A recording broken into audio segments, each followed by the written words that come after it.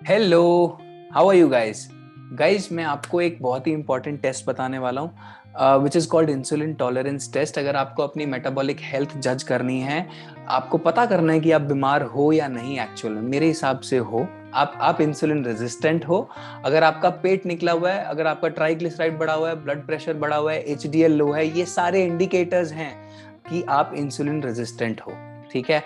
पर अगर आप फिर भी पता करना चाहते हो कौन सा टेस्ट करना चाहिए, उसको हम बोलते हैं insulin tolerance test. Fasting glucose आपको कुछ भी नहीं बताएगा, क्योंकि अगर सपोज मान लो आपकी बॉडी इंसुलिन रेजिस्टेंट है, इंसुलिन रेजिस्टेंट का मतलब हाइपर इंसुलिनिमिक है, और आपकी बॉडी थोड़े से फूड के लिए, इतने से कार्ब्स के लिए इतना बकेट ऑफ इंसुलिन बना रही है। वेयर एज इंसुलिन का जो रिस्पॉन्स है थोड़े से कार्ब्स के लिए थोड़ा सा होना चाहिए, and that is an insulin sensitive body. अब मैं आपको वो 4 पैटर्न दिखा रहा हूं, आपको समझ में आ जाएगा जब आप अपनी टेस्ट रिपोर्ट को देखोगे कि जज कैसे करना है कि मेरा इंसुलिन कितना है। ठीक है, सो क्विकली मैं अपनी स्क्रीन शेयर कर देता हूं आप लोगों के साथ। और by the way, man is evolving, yes it is evolving.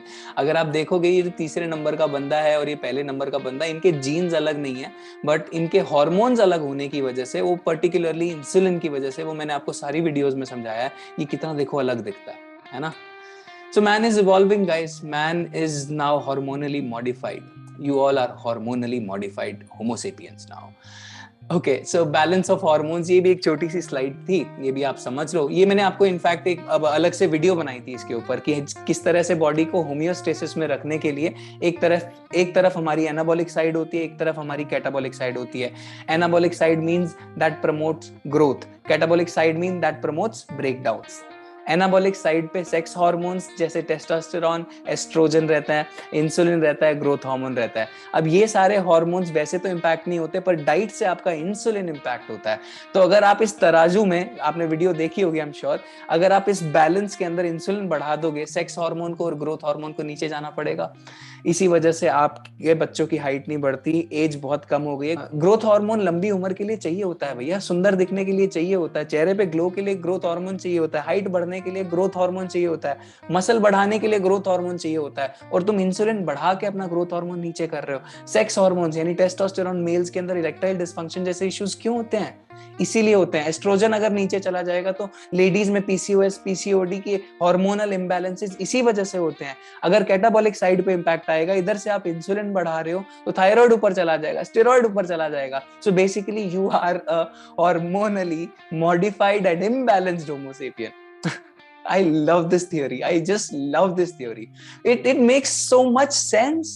It makes so much sense. You are insulin resistant, ज्यादा इंसुलिन बना रहे हो, और ये सारी चीजें आपकी इसीलिए हेवायर्ड है, और ये सारी चीजें बैलेंस हो जाती हैं अगर आप अपना इंसुलिन संभाल लेते हो। सिंपल।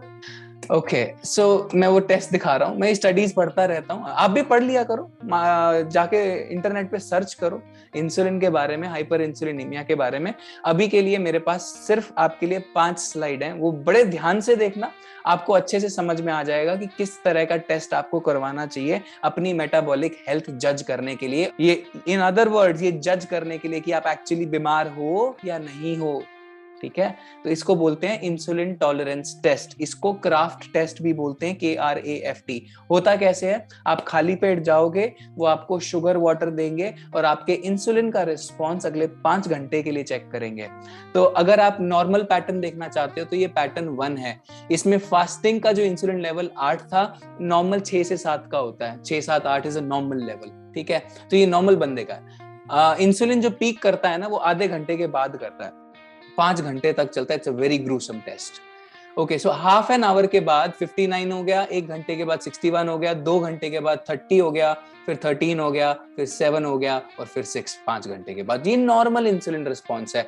पता कैसे करोगे कि आप नॉर्मल रेंज में लाई करते हो? दूसरे और तीसरे घंटे का जोड़ कर दो, और अगर वो 60 से नीचे आता है तो विच मीन्स आप नॉर्मल, आपका जो इंसुलिन है वो नॉर्मल है, आप एक इंसुलिन सेंसिटिव पर्सन हो। उसके बाद भी कोई बीमारी आ रही है तब आपको और कोई दिक्कत हो सकती है। बट क्रोनिक डिजीज, ओबेसिटी, दोबारा रिपीट करता हूं, obesity, blood pressure, hypertension, Alzheimer's, cancer, rheumatoid arthritis, coronary artery disease, heart की disease, diabetes, you name it guys, chronic disease जितनी भी हो रही है, insulin is directly related to that, directly. Specially वो हार्मोन इम्बैलेंस वाली जो मैंने बात बताई, इट इज वेरी लॉजिकल। आपका जो इंसुलिन बहुत ज्यादा बढ़ने के कारण your other hormones are haywired, completely haywired. So दूसरा रिस्पॉन्स देखो, अब ये हाइपर इंसुलिनेमिक बंदे का रिस्पॉन्स है।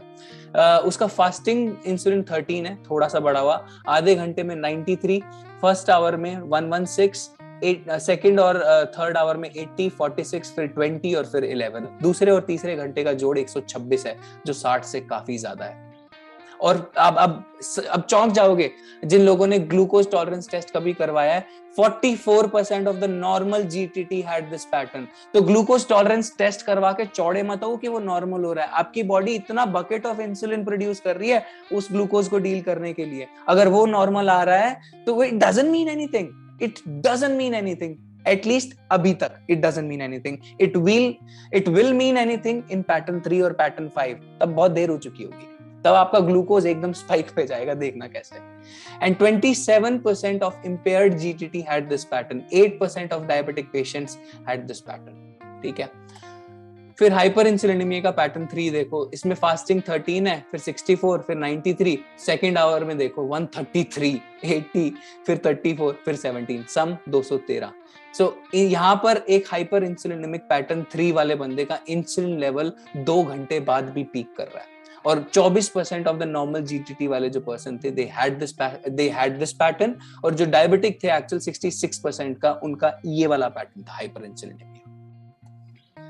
हाइपर इंसुलिनेमिया पैटर्न 4, अब इनका फास्टिंग भी ऊपर है, इन लोगों का फास्टिंग ग्लूकोज भी, सॉरी फास्टिंग इंसुलिन भी ऊपर है।